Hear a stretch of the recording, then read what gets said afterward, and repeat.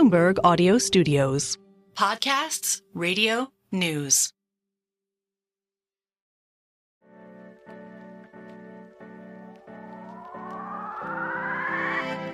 Well, Elon Musk is now the richest person on the planet.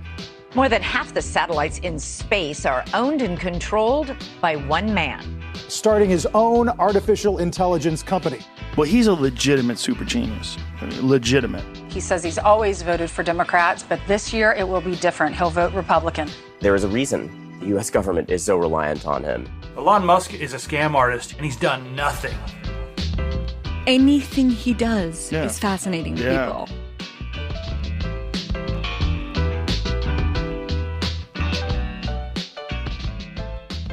Welcome to Elon Inc., Bloomberg's weekly podcast about Elon Musk. It's Tuesday, December 3rd. I'm your host, David Papadopoulos. Now, Elon Musk loves himself a good lawsuit. He's always suing someone or getting sued by someone, and these cases are constantly percolating in the background. But this week, they take center stage. Late yesterday, news broke that a Delaware court, yet again, has struck down his ginormous Tesla pay package. Meanwhile, JP Morgan decided it best to walk away from a separate suit it had brought against Musk, who in turn decided it was time to re-up an old suit he had filed against rival Sam Altman and his company OpenAI. All is fair in love and war and lawfare, as Elon likes to call it. After that, we're going to get into the way politics is reshaping the Musk customer base, something of a fascination of ours here at Elon Inc. To talk about all this, I am joined in the studio by our old pal, Sarah Frier. Hey, Sarah. Hey. You picked a hell of a week to come to New York. It is cold here, Sarah. Love it. Okay, very good. We also have our other regulars, Max Chakin and Dana Hull. Hey, Max. Hey, David. Dana, hello. Hello, hello. And on the bat phone, we have a special update coming from Bloomberg's man in Delaware, our courts reporter, Jef Feeley. Jeff, hello, sir. Good morning, all. So, Jeff, we're going to start with you and this ruling that came last night on the Musk pay package. Tell us, what exactly did the judge there, Chancellor Kathleen McCormick, rule last night? She's Judge Katie, just Judge Katie who us down here. She ruled for the second time that Musk pay was the result of a tainted process and that it should not be reinstated, even though there was a second shareholder vote overwhelmingly ratifying the idea that he deserved the largest compensation award in U.S. corporate history. And she also awarded the legal fees of $345 million to the lawyers who represented the lone Tesla shareholder who took issue with this pay package. They had been asking for stock in the neighborhood of $5 billion. They pointed to the $55 billion pay package as the lodestar that they were comparing themselves to and hoping to be awarded upon. But the judge, following the guidance of the Delaware Supreme Court, found that would be a unfair windfall and cut back their fee only to $345 million. Ooh-hoo, poor them. I doubt Greg Varala, who's the lead lawyer, was crying in his beer last night. I would think not. The number on that pay package bounces all around. As we last understood it, what was the approximate number to it? I think we in the story said that it had definitely bounced beyond 55. Again, because Tesla's stock, it's so volatile, it just goes all over the place. I thought it had gotten max to like around 100 billion or so, given the recent like surge. That. The numbers we used in the story were that when the stock option grant was made, they were worth $2.6 billion. And by the time the trial went on, they were up to $56 billion. So, as of Monday, according to the Bloomberg story, $101.5 billion. Oh, yeah. Which is obviously the stock price of Tesla has gone way up over the last month or so. Yeah, there we are. Now, Jeff, hadn't there been a sense that the new shareholder vote done with greater transparency and so on and so forth had addressed fully or at least some of Judge Katie's concerns? Apparently not, but I thought there was that sense out there that had been the case. Well, I mean, look, the reality is this was a novel question of law in terms of could you basically use a second shareholder vote to, in effect, correct problems with the pay process. And the problems that Judge Cady had identified the first time around, just rampant conflicts of interest, had not really been addressed. I mean, there were some cosmetic changes, but the process itself was tainted. And Jef, on that, the rampant conflicts of interest, basically this board is just too much in bed with Elon Musk. That's the idea? And that is exactly right. I'd just like to know, I mean, Tesla's own proxy made it very clear to shareholders that there was no certainty that this revote was going to change the outcome of the case. I mean, they said it plain as day. The special committee noted that even a favorable ratification vote by stockholders may not fully resolve this matter. We cannot predict with certainty how a vote to ratify the performance award would be treated under Delaware law under these novel circumstances. So these risk factors were all laid out in the proxy. I think what happened was that Musk kind of did this like marketing campaign to all of the retail shareholders and got them whipped up into this frenzy so that they think that this is like a direct democracy, that they voted to ratify it again and therefore it would sail through. And they're completely ignoring the precedent of Delaware law and the process in Delaware. And that's why you're seeing so many people upset today. And, like Tesla's obviously going to appeal, but Tesla's own proxy made it very clear that they were taking a novel approach to trying to resolve this. So, Jef, when Tesla appeals, how does that appeal process work? They've already filed their notice of appeal. They did. And so they filed that to whom, and how exactly does that work? And what would the timeline of that look like? All right. So the Delaware Supreme Court is where this case goes. And unlike the U.S. Supreme Court, they don't choose their cases. Any lower court ruling, they have to hear the appeal of. So it's headed to the 5 members of that court, and it's going to take the better part of a year for all the processing to get done. Hey, Jef, can I ask a dumb question? Isn't Tesla based in Texas now? It is. So at what point does that have an effect on what the company tries to do with Elon Musk's pay? Okay, well, so because they were a Delaware company when this package in 2018 was negotiated, they're still covered by Delaware law for this case. If they decide, if they lose on appeal, the likelihood is they're going to run to the new business court in Texas and, basically create a whole new package in Texas. And it's probably going to be the same package that they proposed here in Delaware. And the likelihood is it'll sail through like, Wait, so Jef, bacon on grease. His decision. Wait a minute. I don't know that bacon on grease sales, but anyway, Sarah, you were saying. Does that mean that Musk's plan to just move all of his lawsuits to Texas, like anything that we ever do to challenge Musk in the court of law, will be heard there? That's going to work? Well, there is a provision in the law where corporations can decide where their litigation is going to be. They're called, basically forum clauses. And yes, those are considered legal. If Elon and the Tesla board decide that all litigation against Tesla will be heard in Texas, there's really not much that shareholders can do about it. So then why take the step of appealing to the top court in Delaware if in the end you just know you're going to go to Texas? Well, I can tell you it's pretty easy. I mean, we just mentioned that the guy is worth more than $100 billion. So picking up the tab for another appeal in Delaware isn't exactly going to leave him eating dog food out of cans. So I think he's appealing, basically because he can. I mean, it's an interesting test of the Elon Musk ability to just sort of force things, try to essentially avoid the law or ignore the law, go on Twitter and say, this is BS, I'm not going to do it. And then the ability of courts to assert their authority. I mean, over the last month, we've seen all of these kind of very optimistic projections by Tesla shareholders that somehow Trump is going to drastically shift, basically the dollars and cents of this company. And I feel like this this case, although it's not going to change that much, it just shows that, like, you cannot, reality and the reality of the justice system will assert itself. Well, I mean, remember, this is the judge that forced Musk to buy Twitter.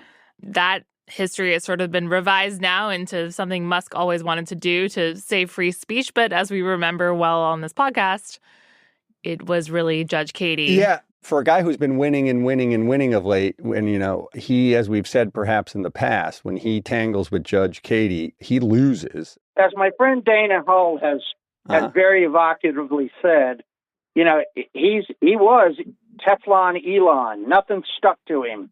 He slid like bacon on grease through these court decisions. You're making me hungry here, Feeley. I know. Anyway, he's got some dents in his armor here, and she's pretty much the only one who has held his feet to the legal fire. You got to give her some credit. Absolutely. Mr. Feeley, we will let you go, sir. We'll have you back on soon when there's a new twist and turn in the case. Listen, everybody have a wonderful day. Dana, so let's zoom the lens back out for a second in general on lawfare as a whole. Elon loves to talk about the term. What exactly is the definition of lawfare as we understand it? Well, it's kind of this combination of law and warfare. And I think the coinage comes from 2001 after the September 11th attacks, when the idea was that you could sort of weaponize the law to go after your adversaries. And Musk loves this term. He has often said that Donald Trump is a victim of lawfare, that he himself is a victim of lawfare. If you do a search of his posts on X, it's like lawfare, lawfare, lawfare.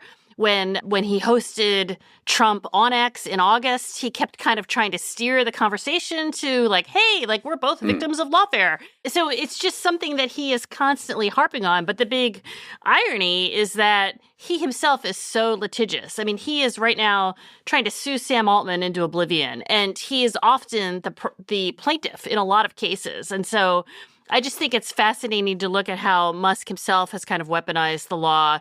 He has so much money. He can hire the best law firms. He can go for broke. And oftentimes that's how law works, right? Like the richest people have the resources to litigate beyond their adversaries. And you're seeing that play out over and over and over again. And so I just think that there's sort of a wider frame here. Like right now, Musk is saying that he is a victim of the lawfare against him in Delaware Chancery Court, and he's clearly whipping all of his fans and retail shareholders into agreeing with him. At the same time, look at what he's doing, suing not just OpenAI, but now Microsoft over OpenAI's, nonprofit versus for-profit status plans, and how many times Musk has been in lawsuits. Yeah. So, Max, tell us a little bit about that freshly opened Musk suit against OpenAI. Well, he filed a suit, then he dropped it, then he refiled, and the latest twist is an injunction asking the court to stop OpenAI's plan to change its status from a non-for-profit, or this very complicated legal status that it had, where there was a non-for-profit that owned the for-profit, to a more conventional for-profit, which it's trying to do because it's trying to raise, buckets of money. And Elon Musk's suit is basically asking the court to stop that. And the arguments it's making, they're kind of interesting. There's a few different ones, but a couple of which are basically antitrust claims. Antitrust. Yeah. Based on a couple of factors. One is interlocking directors. To me, the most interesting one is this idea of the interlocking directors, which would be a violation of federal antitrust law. You have Sam Altman. Sorry, help me out there for a second. A bunch what of are the interlocking directors? AI. So this is a thing that has come up in discussions around Microsoft and antitrust and OpenAI and antitrust and various FTC things. But basically, like, there are legal issues with a director serving on the board of companies that are doing business together, which is a case for OpenAI, where you had Reid Hoffman simultaneously serving on the board of OpenAI and Microsoft. Anyway, and so a bunch of issues like that. And then there's also a complaint about OpenAI suggesting to venture capitalists that they not invest in Elon Musk's company, which my understanding is something that is not all that unusual. Sarah may have a better sense of this. It's not something that's entirely unusual in the world of venture capital, although, perhaps it does raise some legal issues. Basically, Elon Musk doing everything he can to mess with, a competitor and really the strongest competitor in the world of AI. What's so interesting about this case to me is usually when there's a lawsuit, you can get a sense of who's the big dog and who's fighting for their life, right? Usually it's like a David versus Goliath kind of situation. In this situation, that you've got the richest man in the world who has his own AI company suing his, I guess, co-founder is one way to put it, of OpenAI, who has also created this extremely powerful, influential AI company that wants in conjunction with Microsoft. In conjunction with an extremely powerful big tech company, which wants to completely reconfigure the data center infrastructure in the United States. It's going to cost them billions upon billions of dollars. They're going to need a lot of government support. And so this lawsuit is interesting, but it's also interesting in the sort of wider lens of Musk is now sitting at the right hand of the president. Altman needs the government to be behind him 100% on his data center build out to fulfill OpenAI's ambitions.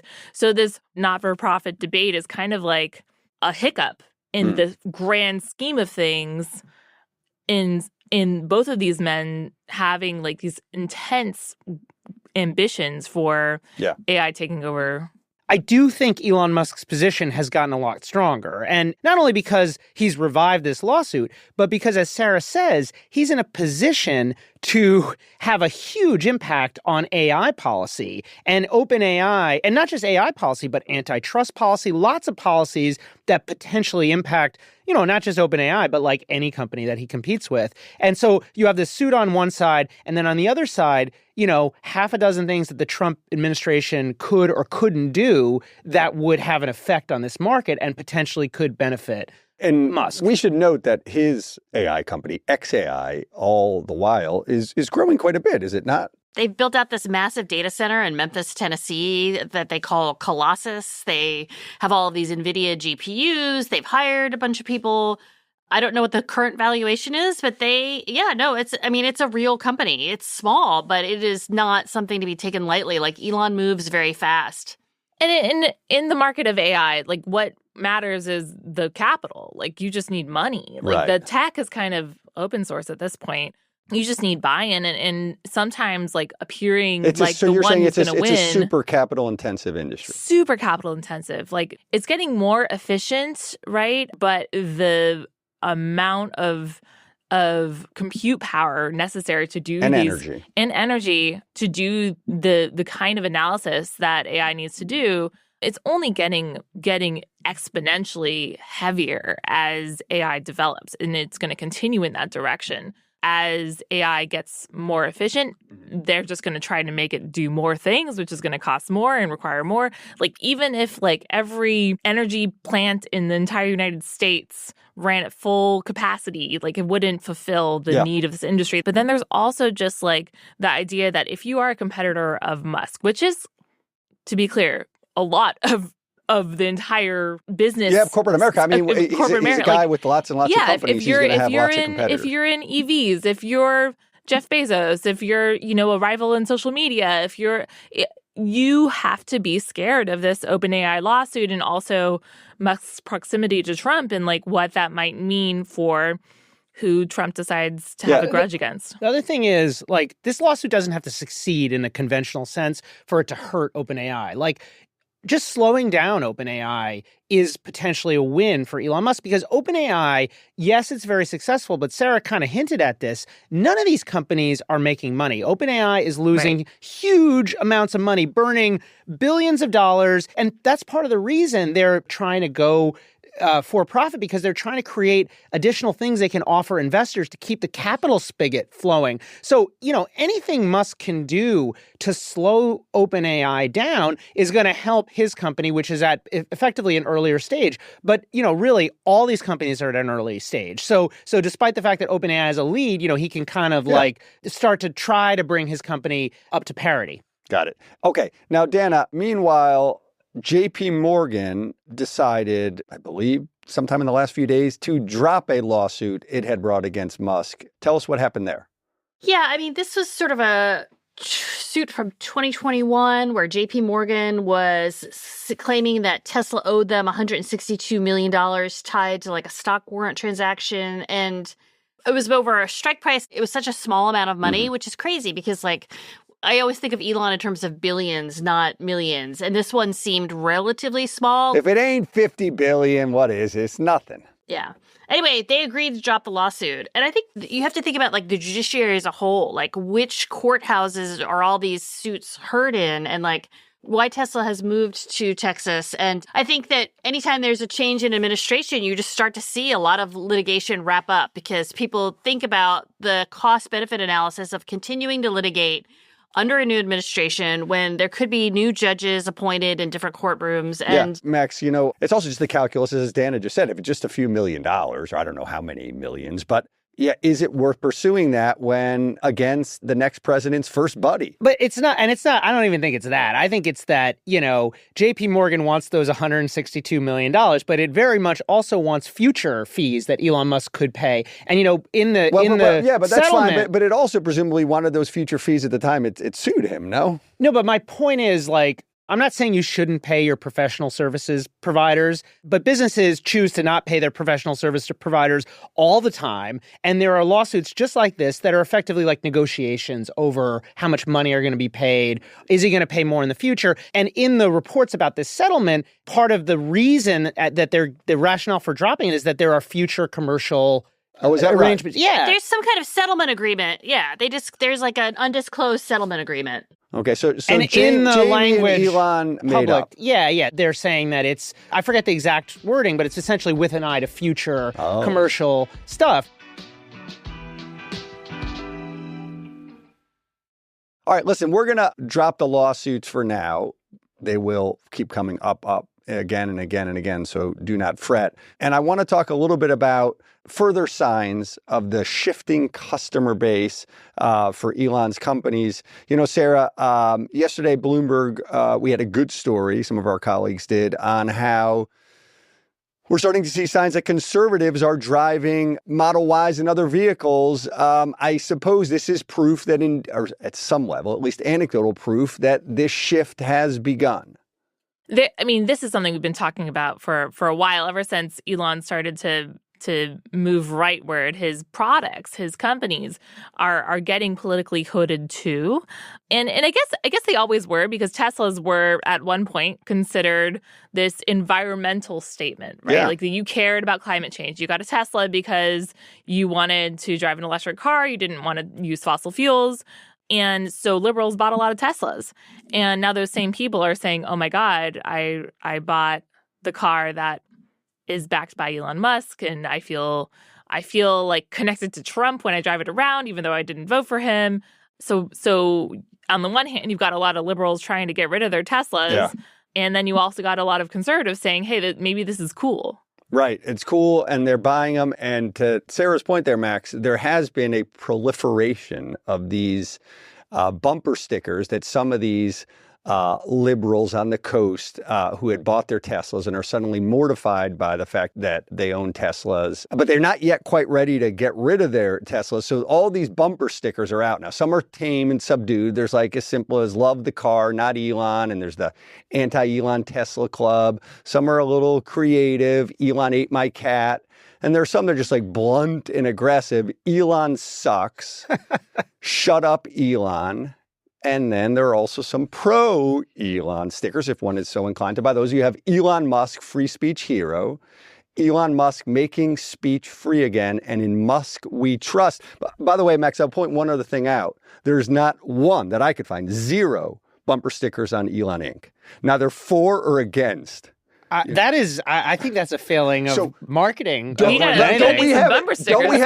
we have an email address where people can send us ideas? So we need Elon Inc. at Bloomberg.net. Tell us your ideas for bumper stickers. We're ready. Whether you love the show or hate the show, just send them in. Tesla should just have those bumper stickers at the dealership. Like, my favorite stickers, and the ones I've actually seen the most of, are ones that say effectively, I bought this before he went right, crazy. That's the classic. And I feel like that is sort of telling about the not only the sort of cultural signifiers around the brand, but also like the used car market. I mean, one reason we're seeing these bumper stickers is it's like not particularly easy to unload your used Tesla because of these discounts. Because they have these stickers on them? No, because over the last year and a half or so, as Tesla's sales have faltered to some extent, Tesla like rapidly dropped its prices. So like huge price cuts. So people are looking at taking a huge haircut if they sell their Model 3. Like this really like devastated the price for the used Tesla market. So, by the way, there aren't that many comparably priced EV alternatives. So you're in the situation where, you'd really like to sell your Tesla, but there's no good alternative. You can't get a good return. There's not a comparably priced EV with comparable things. So if you're a liberal who's like a little bit upset about the election results, your solution is you can't sell your Tesla. You just have to get sticker. You get a bumper sticker. Right. So you just have to buy a bumper sticker and like virtue signal that like you like bought the car before Elon went crazy. Can we get? And it's just, I think it's very funny. I mean, here in the Bay Area, I see the bumper stickers all the time. But Musk's shift to the right has been underway for years. He moved to Texas in 2020. He has been crapping on California ever since. Like Tesla's early adopters, like the consumers who basically like helped build the brand are largely like Hollywood people and tech people in Silicon Valley. Some of them are environmentalists. A lot of them are frankly just tech people who really like the car. And then you have like libertarians who wanted the US to be independent from oil. But I mean, this has been underway for a while. You can buy the stickers. You can buy the bumper stickers on Amazon now. It's like a thing. Yeah, they're all over the place. I mean, I think somebody should, and maybe they're out there, somebody like especially to sell to the Cybertruck buyers should have a sticker that says, I bought this, Cybertruck after I realized, who Elon Musk was. I mean, I think how that impacts sales overall in the U.S. going forward is going to be super interesting. I mean, Tesla is headed towards its first year-over-year decline because of declining sales in the United States. The data, I thought the delivery data out of China that came out overnight for November wasn't great either, right?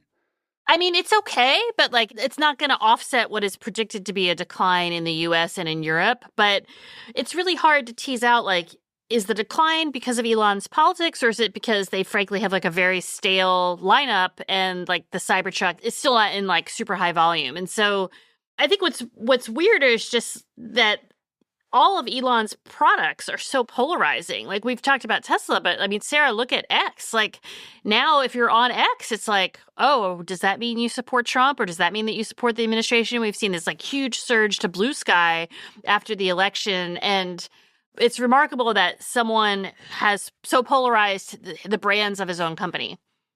And what's funny is that X is it's a very similar situation to Tesla where people are polarized about the product, but they can't quite decide what to do about it. People are hesitant to leave all their followers on X. You're seeing these open debates about like, well, maybe I should stay on X because somebody needs to talk to these people and help them understand where they're going wrong, and somebody needs to witness the descent into fascism of America, right? There's just a lot of justification and a lot of thinking about, is it better to delete my account and go to Blue Sky? Is it better to stay on X and fight? But that means I'm giving Elon my attention and my money. Are there any conservatives, by the way, on Blue Sky or in any kind of meaningful number? I think anywhere that people can fight with people they disagree with online, you're going to have all kinds of people, right? That was always one of the draws of X. It's more fun than Truth Social because there are people who disagree and you can go in their replies and explain why you think what you think. Okay, just to bring it back to Tesla again for a second, and a theory I have that for you guys to opine on and blow up. And Max, with some of his comments earlier, Max already has begun the process of blowing up this theory. But the theory goes like this. That what if Elon's turn to the right actually winds up rapidly accelerating EV adoption in America? That the liberal elites or the liberal buyers, let's say, who are getting rid of their Teslas they own or are refusing to buy a new Tesla, well, they were just going to buy some other EV. Those people are going to buy an EV regardless. And by shifting to the right, as Elon has, he is bringing in a whole new buyer base in red states who otherwise never would have looked at EVs at all. Max is smirking this is at like, me. He hates this theory. I think this is like fan fiction, basically. Like, yeah.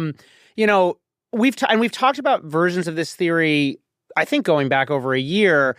And you can sort of see why, because like Elon Musk, he sold a lot of cars to liberals. He's kind of tapped that market out. Meanwhile, you have a bunch of red states where there isn't a lot of EV adoption. Therefore, this all makes perfect sense. Now, I guess like you could kind of get behind that theory if not for the fact that Elon Musk just became a campaign surrogate for a candidate who ran in part on the idea that EVs are bad. Like Trump went on the stump over and over again and said that EVs were no good and that we need to drill, baby, drill. Yes, that's correct. And not only that, and it's not just Trump, it's Elon Musk himself who's saying this, who's saying we are pivoting away from electric cars. If you think of us as a car company, you got it twisted. We are an AI company now. Yeah. So it does make some sense. And just one other thing, like it's not like Tesla never had conservatives driving them. I've read some of these articles about conservative car buyers who are like really enthusiastic about Tesla. And I'm like, it's like they're like a lot of professionals, wealthy people who happen to vote for Trump and also drive a Tesla. Okay. And I have to ask, number one,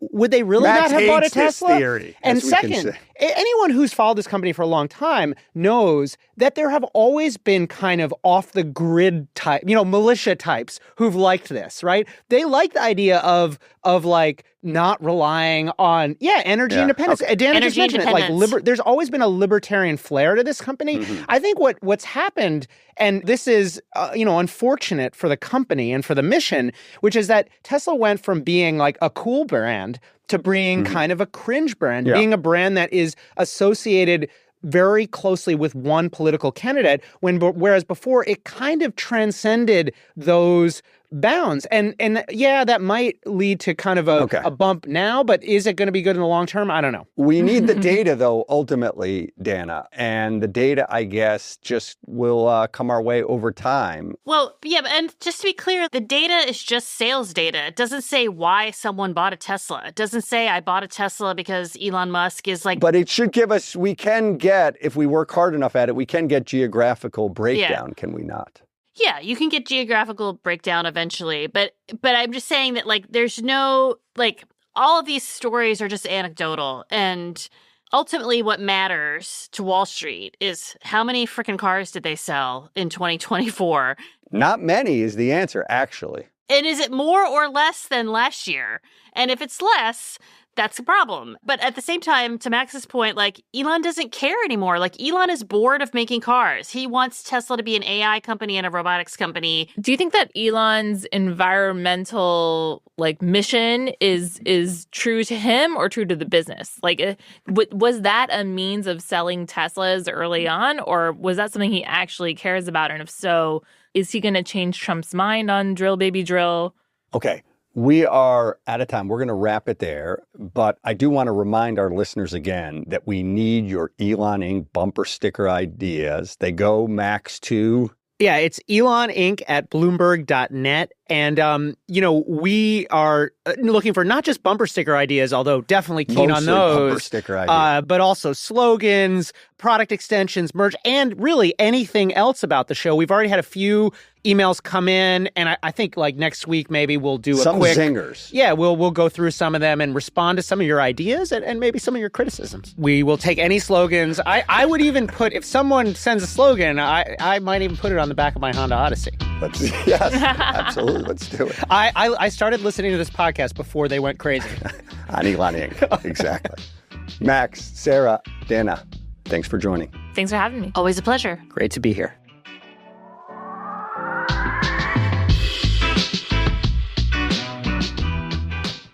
This episode was produced by Stacey Wong. Anna Masarakis is our editor, and Rayhan Harmansi is our senior editor. The idea for this very show also came from Rayhan.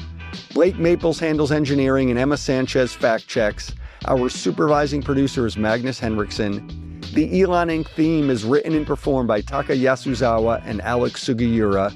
Brendan Francis Newnham is our executive producer, and Sage Bauman is the head of Bloomberg Podcasts. A big thanks to our supporters, Joel Weber and Brad Stone. I'm David Papadopoulos. if you have a minute, rate and review our show. It'll help other listeners find us. See you next week.